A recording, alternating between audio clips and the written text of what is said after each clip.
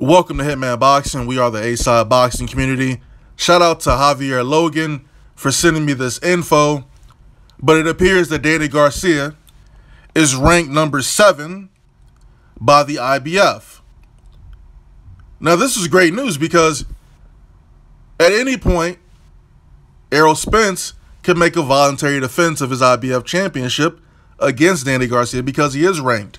From what I've been told, from what people tell me, IBF champion cannot defend his title against someone who's not ranked, maybe within the top 10. I'm not sure if it's the top 10 or 20, whatever. But long story short, Danny Garcia now has a ranking by the IBF. Now, Danny Garcia is also ranked number 1 by the WBC, which means after Keith Thurman takes care of his tune-up fight, he has to fight Danny Garcia next. Now, how is the Danny Garcia-Keith Thurman fight going to play out? Well, I felt that Keith Thurman won the first fight pretty convincingly, right?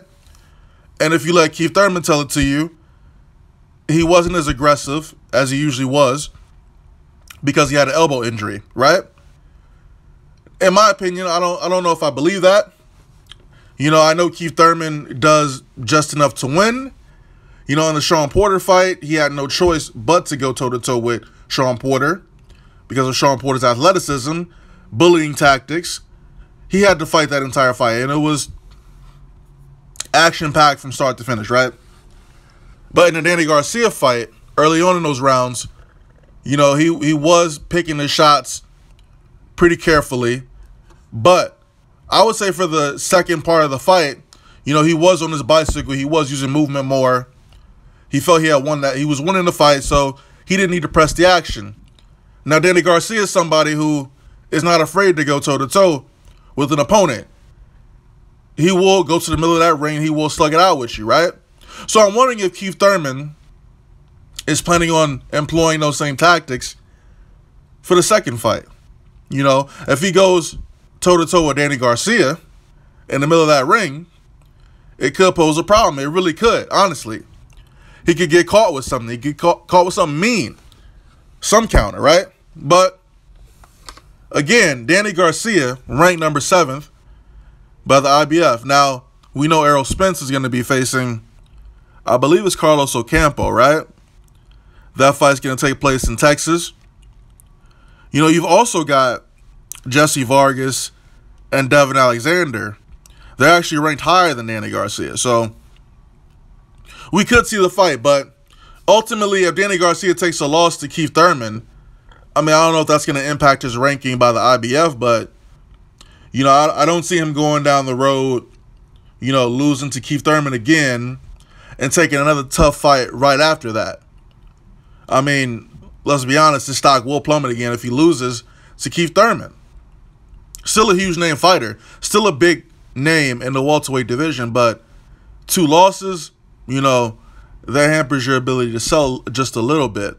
Now, if Danny Garcia somehow beats Keith Thurman, if it's a close fight, then I could definitely see the judges giving Danny Garcia the nod. Why? Because Danny Garcia is a more active fighter than Keith Thurman. Keith Thurman fights once a year. And they can't sanction these fights and they can't get money from Keith Thurman if he's not fighting. Now, Danny Garcia, I believe, would be more active, given the opportunity. If he were to beat Keith Thurman, rest assured, I feel he would be way more active, right? Not as injury-prone. We don't hear about Danny Garcia getting injured pre-fight. So don't be surprised if this fight goes 12 rounds and it's close, that Danny Garcia gets the nod. Now, if he were to beat Keith Thurman and secure that WBA, WBC championship, then we can make an argument for him fighting Errol Spence next. Or at least after Thurman taking another interim bout and fighting Errol Spence. Then we can finally get a unification bout, right? Since Keith Thurman doesn't seem to want to unify anything until 2030, on February 32nd, that's his projected date. February 32nd, 2070. That's when he wants to fight Spence. But who knows? I could be wrong. But I truly feel if it's a close fight, Danny's going to take that win. But again, we also got to talk about Shawn Porter, who seems to continue getting the short end of the stick, because he's fighting in eliminator after eliminator. You know, Danny fights Brandon Rios, automatically he's the #1 contender, which is kind of crazy to me, but hey, who's the bigger name fighter, right? Who's going to put more butts in seats, Danny or Shawn? Is Shawn going to opt to fight Danny Garcia if Danny beats Keith Thurman? I don't know. I do know one thing, though. I know Shawn Porter ain't ranked by the IBF. Why is that? Al Heyman must be cooking up something. He must be cooking up something, man.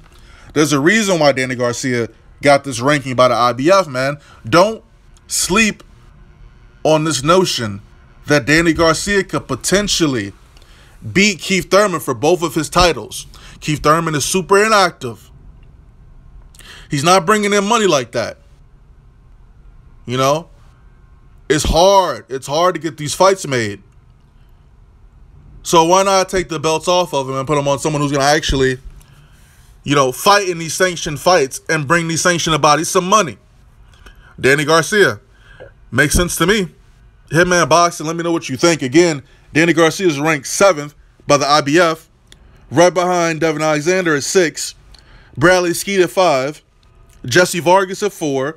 Carlos Ocampo at 3. And Yordanis Ugas at 2. 1 is empty. All right, so we'll see how things go. It'll be interesting, man. It'll be interesting to see if Shawn Porter gets the ranking by the IBF, you know, because these guys talking scared like they don't want to fight. But we'll see. Let me know what you think. Hitman Boxing. Drop a comment, like the video, subscribe. I'm out.